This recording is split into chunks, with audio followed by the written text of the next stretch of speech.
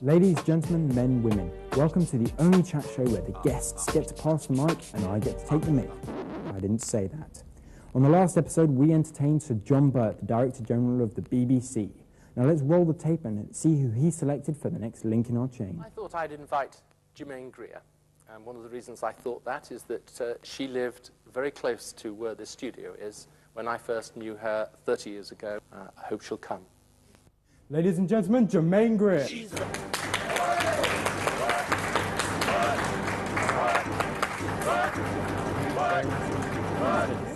you. Germaine, I don't know if you're aware of it or not, but you are in fact the very first woman we've ever had on Pass the Mic. Are you ashamed? Well, this is our third episode, so... Oh, all right. Just the next one has to be... Oh, no, we'll see. You don't want to tell me that just yet. Now, John, of course, as part of the rules, had some questions for you. Yeah, but they were really earnest questions and quite unanswerable. This is DGJB you're talking about, please. Ask her what it was like to be a young woman living in London 30 years ago and what she thinks life is like for a young woman living in this area now. Well, I don't live in this part of the world anymore because I've gone to the country, as old ladies all should do. Well, strictly, you've gone to Essex, haven't you? I'm an Essex girl, it's true. Do you know any good Essex But girl I'm jokes? in the hilly bit. There's all those jokes about, you know, what do you do when you've made love? You put the car lights on, and well, for you to that, you know, we're kind of neat Essex girls. I like Essex girls a lot, and I'm proud to be one. So John's second question was... what changes have taken place during the course of the last 30 years, and particularly what the impact of her ideas on feminism has been? What has the impact been of my views on feminism over the last 30 years? I hope that I'm not going to get the blame, is what I hope. I keep being approached by people who say, you changed my life, and I go, so I say, well, you changed your life. I couldn't have changed it for you. But if I was of any assistance to you in changing it, then I'm the one who is honored. I'm the one who's excited to think that. I did the only thing I knew how to do. I wrote a book. And a book is only as good as its readers. And the thing about The Female Eunuch is it had amazing readers. What was it that made you write the book at first? What was it from having these thoughts to actually sitting down and writing the book? It was anger. Anger. At this point, can I stop you for a second to bring on my assistant? This is little Luke. We created him in the YCTV laboratory for that fateful day when I get too much hair on my face and my voice gets too deep. Little Luke, as you'll see, is holding a bra. It's not just a bra, it's a padded bra. It's a padded bra. Oh man, think of the disappointment factor in this bra. The lady who donated the bra is actually in the audience right now, so let's be nice about the bra. But if I was... It's also a nippleless bra. Oh, it's not the silhouette you want here. If I was to mention your name to my grandfather, for instance, he would say to me, oh, burning bras, feminism, What was the symbolism behind the idea of burning a bra? Well, I don't know, but I imagine the idea was, what happened when we took our bras off, and I certainly did that, was that we thought that the real shape of the breast would take precedence over this shape. There are lots of ironies about bras. First of all, they hoist you up, so that means that every undressing is, as it were, a letdown. I must say I have actually found this today. I've been wearing this bra. Pretty ugly bra. The lady who donated this is also in the audience. That's a real passion killer, that bra. Ladies and gentlemen, my bra. I do find it very concerning. It is. Oh, it's a stupid garment. But, I mean, there's all kinds of things about bras. First of all, they give you the idea that breasts are both the same size. 50% of breasts, the left is bigger than the right. Really? 45%. Fantastic. Well, it's like balls, really. Is one of yours bigger than the other? Yeah, the left one. I'm normal. Than the right one, really? Well, it's not all that much bigger, but it's bigger. Yes. Isn't it? You want to check? Find out, why don't you? Let's see. You can check. I mean, they won't break or anything, but there's no padding there. Would you give the young lad his bra back? That's how you put it away. Doesn't take two hands, boy. Thanks for that. Now, talking of breasts, I understand you share a publisher with Ginger Jerry Halliwell. Do I? Yes. She recently did an autobiography, and which I didn't read, alas. You didn't read, and you haven't met her at your I have met party. her. No, I certainly didn't meet her at my publishing party. I met her at the Savoy with a small dog in her arms. Ah, yes. Do you believe that the Spice Girls did a positive thing with their girl power movement early in the 90s? Do you think it was a positive thing? Well, you have to put them against the other things that are around.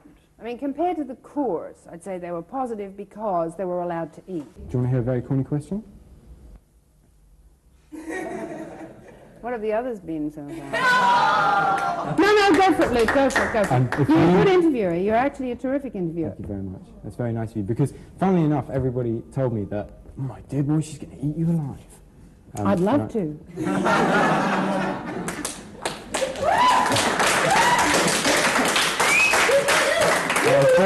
He's blushing. Don't you love him, Miss Blushing? Do you want to come and take over here? You want little Luke? Back to the I know where to draw the line. Little Luke is safe with me. Yes. I hope so. Corny question. If you were a Spice Girl, what would be your nickname? Elderly Spice. Oh, no. But of course, I'm old. You have to understand this. I behave like a fool, like a child, but I'm seriously old. I just discovered I'm entitled to a bus pass. Really? And I haven't got one. Not only that, where I live, there isn't even a bus. Now, how would you advise me, as a young man, to be more attractive to women? And what things should I do to make me more appealing to the opposite sex? I wouldn't wear the lime green shirt. That was the last time I let the boy pick the shirts. The first and last time, I promise you. Well, it's difficult to say, isn't it? I mean, you're attractive anyway, aren't you? Thank you very much for saying so. Well, you would know. I mean, you must be having a fair amount of success, no? Success? With women. With television? Women. No, career. They will come after, yes, women. They will come after my career, I believe. I think he's quite attractive, isn't he? Yeah. I mean, if you like white men. That was my mother and my sister. His eyebrows are a little heavy. Yeah. They could be thinned. I wouldn't say they should be shaped. Thinned, not shaped. What do you say, girls? Thinned or shaped? Thin, not shaped. The shape is good. And it is true that women find success and wealth sexy. An aphrodisiac, if you will. That is young women. Older women have different criteria. What do you find attractive? Besides little Luke. I like boys. That's my problem. Do you have a boyfriend? Do I have a boyfriend? Yeah. Do you know, the truth is I have no idea. Really? Is it like that? Yeah, it's like that. As we all know only too well, there are a lot of weirdos out there in the general public. Have you ever had any scary or frightening encounters with any weirdos with opposing views to you?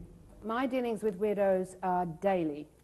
Really? Yep, all the time. At the moment, I'm being sent every day books and tapes by someone, but I try to tell this guy that they're part of his life and he should keep them. And what I'm afraid of is that he's unloading them on me because he's going to top himself. Really? And that's happened before. I've had, they're not always men, they're sometimes women. And very often they offer me violence. They say, one woman used to write to me saying, why do you keep denying our love?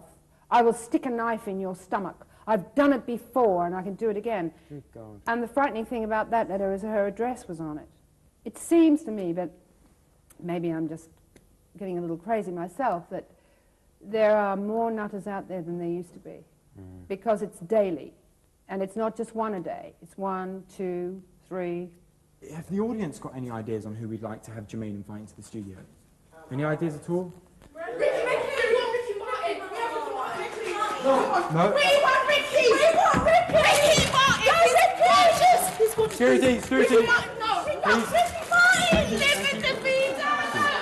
Now, there's something I have to tell you about Ricky Martin. He's a disgrace to salsa. The man... The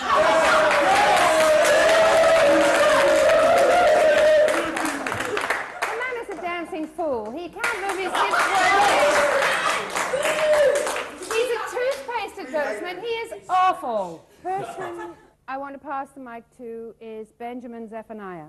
And I have two questions to ask him. One is, what does it mean to be black in millennial Britain? What is it, blackness?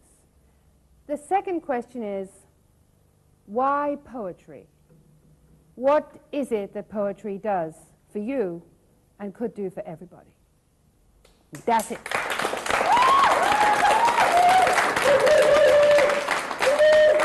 Ladies and gentlemen, another round of applause for Professor Germaine Greer.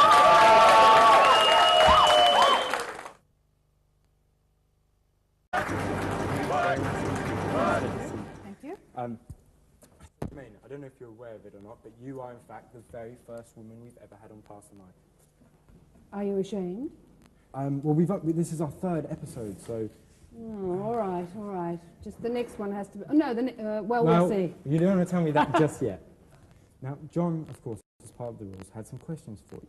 Yeah, but they were really earnest questions and quite unanswerable. This is DGJB you're talking about, please. Ask her what it was like to be a young woman living in London 30 years ago, and what she thinks life is like for a young woman living in this area. Who he selected for the next link in our chain. I thought I'd invite Germaine Greer. And one of the reasons I thought that is that she lived very close to where this studio is when I first knew her 30 years ago. I hope she'll come. Ladies and gentlemen, Germaine Greer.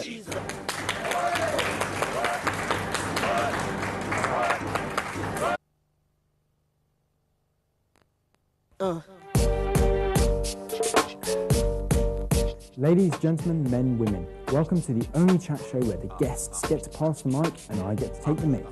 I didn't say that. On the last episode, we entertained Sir John Burt, the Director General of the BBC. Now let's roll the tape and see... Now. Well, I don't live in this part of the world anymore because I've gone to the country, as old ladies all should do. Well, strictly, you've gone to Essex, haven't you? I'm an Essex girl, it's true. Do you know any good Essex But girl I'm in jokes? the hilly bit. There's all those jokes about, what do you do when you've made love? You put the car lights on, and well, for you to that, we're kind of neat.